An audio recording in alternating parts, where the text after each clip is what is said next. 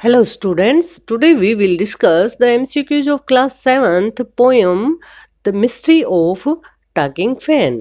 शुरू करते हैं। Name the poet of the poem. जो कविता है उसके कवि का नाम बताना है। ये बड़ी इम्पोर्टेंट क्वेश्चन है। हर एक पोएम के लिए आपको पोएट के नाम पता होना चाहिए। फर्स्ट ऑप्शन है Maude Rubin, second MB. Armstrong, third Michael Rosen, fourth option है किट राइट। तो इनमें से एक आंसर है हमारा ठीक, वो है मोडे रोबिन। और बच्चों मैं आपको ये बताना चाहूंगी कि आपकी सिलेबस में 7 पोएम्स हैं, तो आपको 7 पोएम साथ में उनके पोइट्स नेम याद होने चाहिए। यहाँ पर जो सेकंड ऑप्शन है एम.बी. आर्मस्ट्रॉन्ग, आपकी जो सिलेबस की पोएम द स्क्विरल के पोइट हैं। नेक्स्ट है माइकल रोजन, ये आपकी चीवी पोएम के पोएट हैं। और नेक्स्ट है किट राइट, ये आपकी सिलेबस में dad and the cat and the tree poem के पोएट हैं। तो स्टूडेंट्स आपको 7 पोएम नेम्स और पोएट नेम्स याद होने चाहिए। तो अब हम जो ये पोएम कर रहे हैं वो है the mystery of talking fan. तो हमारा आंसर है मोडे रूबिन। हमारा ये आंसर सही है, बाकी हमारे ये आंसर नहीं है, ये दूसरी पोएम के पोएट हैं। तो हमारा आंसर हुआ Maude Rubin. Next, electrical his chatter. Poem में ये लाइन दी गई है इलेक्ट्रिकल हिज चैटर। तो यहाँ पर हिज स्टैंड फॉर, हिज यहाँ पर किसके लिए प्रयोग में लाया गया है? द मशीन, मशीन के लिए। द वर्कमैन, काम करने वाले के लिए। द साइकिल, साइकिल के लिए। द फैन, या पंखे के लिए। तो यहाँ पर बच्चों लेखक ने इस पोएम में फैन को पर्सोनिफाई किया है, इसीलिए यहाँ पर इट की बजाय हिज प्रयोग में लाया गया है। हमारा आंसर है the fan. Next, the language of fan was, पंखे की भाषा कैसी थी? सिंपल, आसान थी। मिस्टीरियस, रहस्यात्मक थी। Not understood by the poet, कवि के द्वारा समझी नहीं जा रही थी। बोथ बी एंड सी, हमारा आंसर है बोथ बी एंड सी, क्योंकि जो वो मिस्टीरियस थी इसी वजह से पोएट को समझ नहीं आई थी। Next, what are the synonyms of mystery?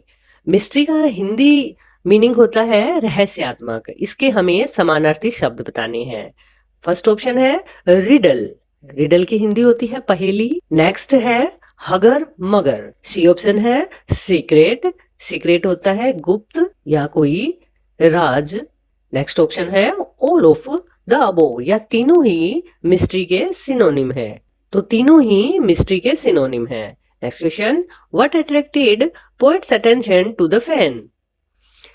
कवि के ध्यान को पंखे ने कैसे आकर्षित किया? Chatter made by the fan, जो पंखा खड़खड़ की आवाज कर रहा था उस वजह से। The cool air given by the fan, या जो पंखा ठंडी हवा दे रहा था उस वजह से। साइलेंस इन द रूम, या कमरे में जो खामोशी थी उसके कारण से।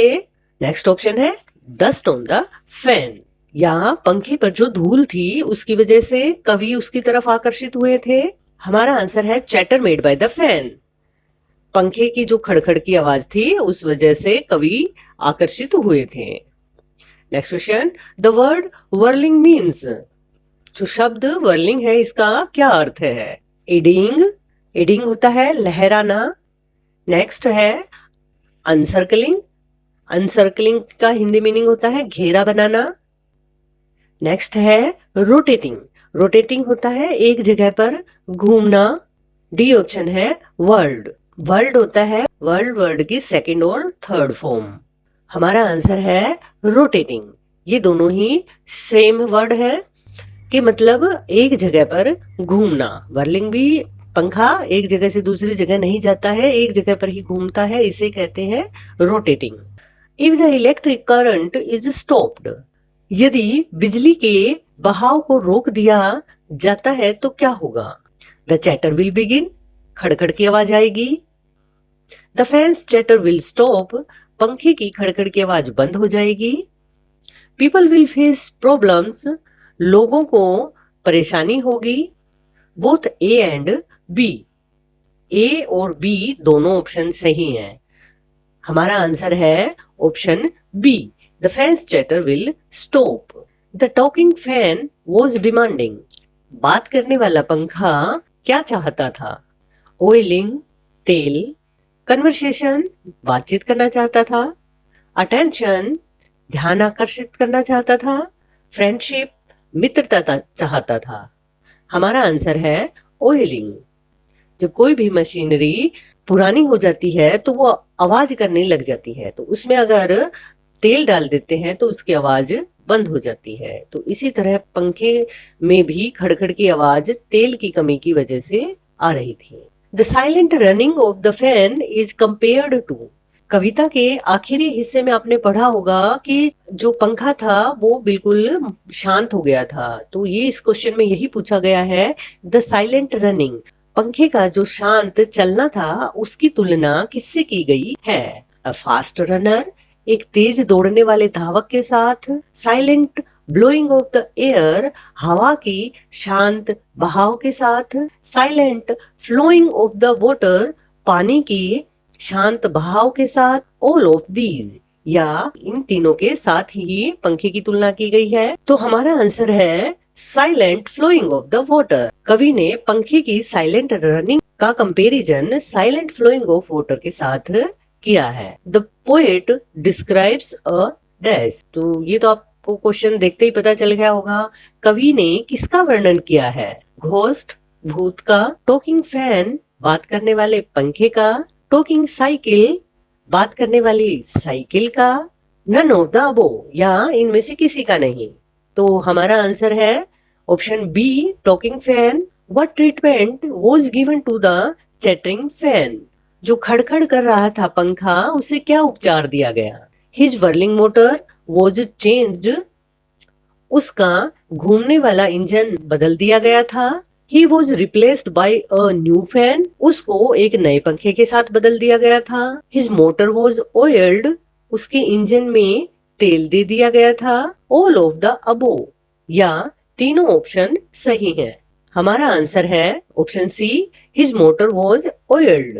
यहाँ पर बच्चों आपने एक बात नोट की होगी कि यहाँ पर हिज काम में लिया गया है, ये ऑप्शन में हिज दिया गया है, बी में भी ही दिया गया है, और ये सी ऑप्शन में भी हिज दिया गया है। इसका रीजन यह है बच्चों कि जो कवि है उन्होंने पंखे को एक आदमी माना है।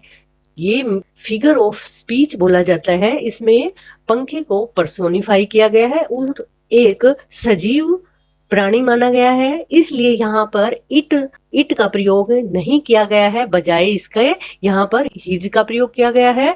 यहाँ पर ही कहा गया है और यहाँ फिर से हिज कहा गया है। उसे पंखे को इसमें निर्जीव वस्तु नहीं माना है, इस वजह से हमने यहाँ पर कवि के अनुसार ही और हिज प्रयोग में लाया है। Next question, what was the fan saying to the poet, पंखा कवि को क्या कह रहा था? The poet was unable to understand, कवि समझने में असमर्थ था। The fan was talking about his chattering, पंखा अपनी खड़खड़ के बारे में बात कर रहा था। It was describing the poet's appearance, कवि की शारीरिक बनावट के बारे में बात कर रहा था। या फिर none of the above, ये तीनों में से कोई हमारा आंसर नहीं है। हमारा आंसर है the poet was unable to understand, कवि समझने में असमर्थ था जो कि पंखा बात कर रहा था। Does the fan make noise after oiling, क्या पंखे ने शोर किया जब उसे तेल दे दिया? Yes, no, maybe और none of the above। तो हमारा आंसर है no, पंखे में तेल देने के बाद उसने आवाज उसका शोर बंद कर दिया था। Next question, the fan runs as still as, तो ये आपने कविता में पढ़ा होगा, पंखा तेल देने के बाद पंखे ने कैसे चलना शुरू कर दिया? ट्रेन रेलगाड़ी की तरह है, विंड हवा की तरह है, वाटर पानी की तरह है, हॉर्स या घोड़े की तरह है। हमारा आंसर है option C, water. The fan runs as still as silent water.